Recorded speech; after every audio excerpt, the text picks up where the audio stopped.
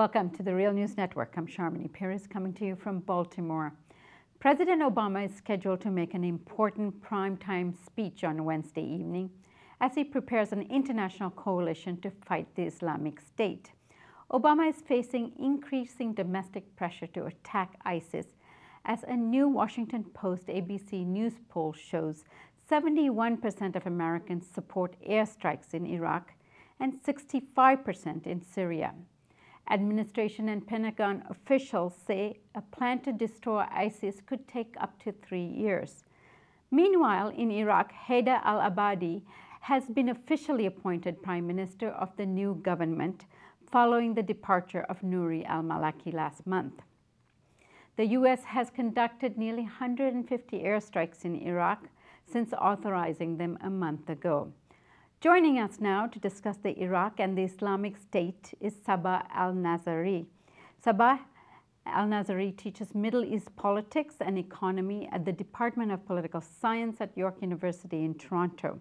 Sabah, thank you so much for joining us today. Pleasure. So let's start off by getting your reaction to the U.S. decision to launch an international coalition to fight the ISIS through a military operation that could take years. Right. The disastrous U.S. policy in Iraq and their attempts to defeat the Assad government and the Syrian army were actually shooting itself in the knee, because it was based on false assumption and incredibly overestimation of oppositional forces and the underestimation of the interests of Russia and Iran and so on, especially in Syria. So now what they're trying to do, they're trying to utilize the conflict in Iraq with the Islamic State to expand and extend the war against, again, the government al-Assad and the Syrian army, utilizing now the Islamic State. So what is so dangerous about it? First, it actually disregard the sovereignties and the territorial integrity of Iraq and Syria, which open up a precedent for further military intervention. And the second thing, I think, it's not so much about defeating ISIL or ISIS, whatever you want to call it. And as you said, they said it could take up to 3 years. So that means the objective are something completely different. The objective is not so much to defeat ISIS as much as to pressure Iran and Russia to make concession if they want to sustain, their presence and interest in Syria. Russia should make some concession regarding Ukraine, open up space for expanding NATO to the east, and Iran make concession in regard to its nuclear program. So I think they try to achieve different objectives by utilizing ISIS as a cover for their geopolitical intervention and military intervention. And that's very interesting. Sabah, what role do you think Iraqi Prime Minister, the new Prime Minister, Abadi, will have on this country's sectarianism and regional divides and their alliances with the U.S.? Right. Let me go 2 steps back and in order to go 1 step forward. You see, let's remember 3 years ago, there was a huge revolutions in the Arab world. And this revolution caught everybody by surprise. And the major allies of the United States, Hosni Mubarak in Egypt, Ben Ali in Tunisia, Ali Abdullah Saleh in Yemen, almost Al Khalifa in Bahrain, they were all toppled, right? And so at that time, the US and some major European or imperialist power like France, UK, they lost almost their influence in the Middle East. So the best way to regain dominance and influence in the Middle East is qua militarization of the Arab revolutions, which started with Libya and Syria. And they are trying to achieve some objective here, not just the dominance of the United States, but also to stabilize their regional allies, Israel and the Gulf monarchies and Sisi in Egypt. So the best way is to push back against the Arab revolution and people's demand is precisely to militarize the conflict. Now, what we are witnessing with the so-called ISIL or ISIS, which is nothing but a fabrication of this military intervention, especially in Syria against al-Assad, armed and supported by the the Gulf monarchies, Turkey, the United States, etc. So now what they're trying to do, what I think is kind of deja vu with the Bush administration, and deja vu with the war of terror, or you can say war of terror reloaded, is that the formation of the so-called coalition of the willing, an international consensus, which is, allegedly would fight these Islamist terror and so on, de facto, as I said, first secure the permanent military intervention and political intervention of the United States in the internal affair of these countries. Second, it stabilizes regional allies, especially Saudi Arabia, Israel, and to push back against any people's demands. Third, it justify all kind of state terrorism, practiced by Israel against the Palestinian or the Gulf monarchies against the population, Sisi in Egypt, or the Iraqi government in Iraq. It opens up enormous space for the arms industry, because now you can see not only the US, the UK, France, Germany, and so on, all of them, supporting and supplying, especially the Kurdish Peshmerga in Kurdistan, weapons and arms without even any legislative or constitutional constraint. So it's opening an enormous precedent for this arms industry and further militarization of the conflict. And the bizarre thing about it is, about ISIL or the Islamic State and the US policy in Iraq, both of them actually are hollowing out, undermining the territorial integrity and sovereignties of these states. Both of them use violence to achieve political objectives. Both of them actually involved in action of plunder and booties. And how should I say? Both of them follow a politics of, what do you call it, a scorched earth, a burning earth, to achieve their objectives. And that's the most disastrous thing in this development. And the US was pressuring the Iraqi government or the Iraqi parliament to create a so-called inclusive government. And only if they can create an inclusive government, the US will be willing to support them militarily, etc., to push back against the Maliki. So now we have the formation of this government. And if you want me to comment on this, I am more than happy to do that. Please do, because earlier this week, Obama has said that they need to build a moderate Sunni opposition in Iraq in order to fight the Islamic State. What does that mean, and what effect will this policy have in terms of the military operations that they're going to resume? Right. Just like at the regional international level, you can see the so-called Kerry's coalition of the willings. Even the Arab Leagues, all of a sudden, saying that they should involve militarily and support Iraq, though they forgot about Iraq for the last few years, where 100,000 Iraqi vehicles, nobody gave a damn about it.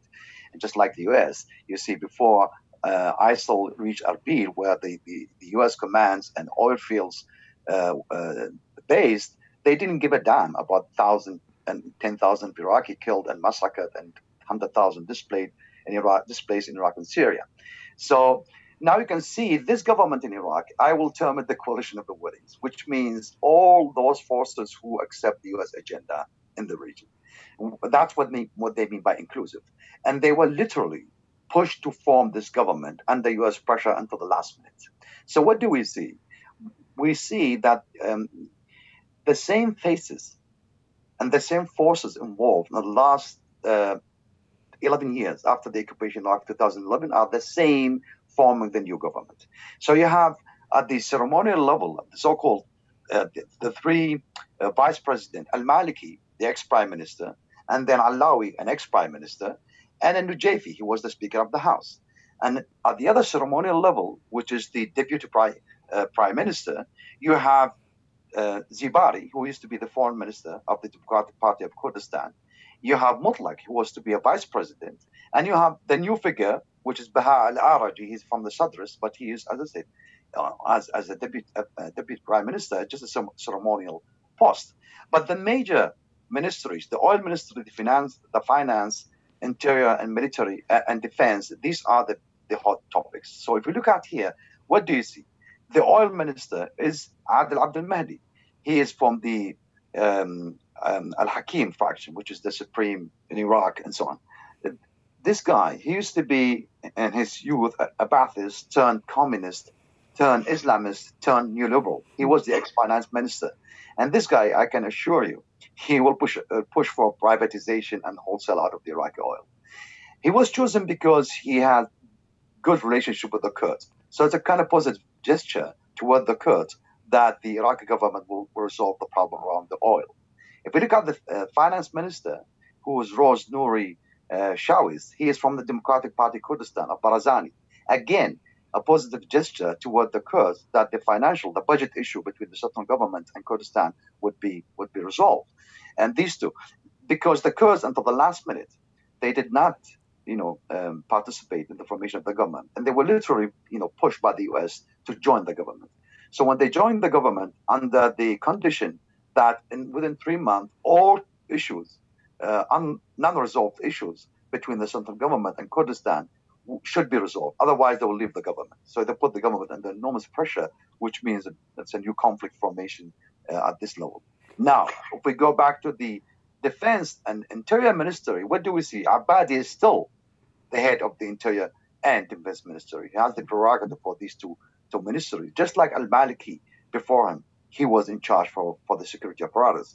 Now, Abadi promised to solve the problem within 1 week and nominate few figures for these ministries, because there was one possible MP from the Al-Badr brigade, which was a militia of Al-Hakim, but now they are a political mainstream party. And one of their members wanted to be, at least a minister for Interior or Defense, but he was rejected because of the violent and terrorist practices of Al-Badr brigade. So this problem is not solved yet.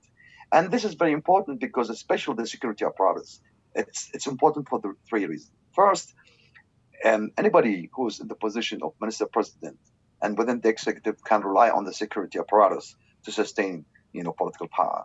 The second thing, the security apparatus is the most corrupt security apparatus through all kind of real and fake arm deals and the selling of public posts within these ministries.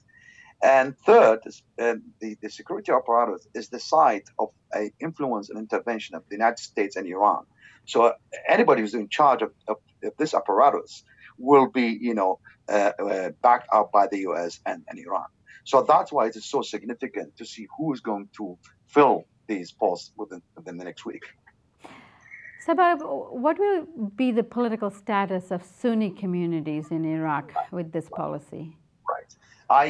I refer to one possible conflict between the Kurds and the central government within the next 3 months. But there's another, and I think major problem. If you look at the so-called Sunni politicians who are included in this government, they are all the same faces who mostly pro-US. That means none of the political forces in the western and northwestern provinces of Iraq, the so-called Sunni, as I said, I don't call them Sunni, the western and northwestern provinces of Iraq, none of these political forces, is included in the government or in the political forces in general. So that means the old conflict between the opposition in these provinces, be them tribal or political, what have you, and the central government is not resolved. They are not represented in this government.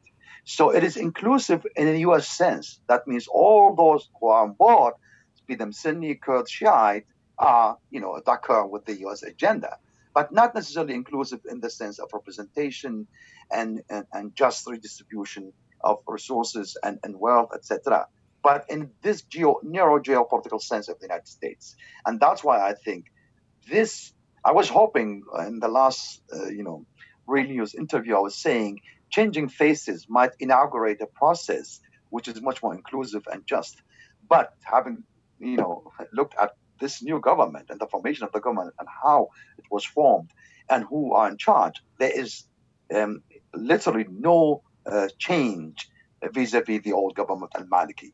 Because as I said, if we look at other members of the government, look at, for instance, the foreign minister, al-Jafari. He was the ex-prime minister before al-Maliki, a guy, because of his sectarian politics, he created, the massacres and the violence in Tehran 2006 and 2007, right? So they're the same figure who created the mess, the insecurity, the injustices and violence are the same who now control the new government. So there is no real shift in the relation of power, of representation and inclusion of the, huge segment of the Iraqi population. Sabah, it sounds like more of the same for Iraqis. Sorry to hear that. But I want to thank you for joining us and explaining all of this to us. My pleasure, and thanks for having me. And thank you for joining us on the Real News Network.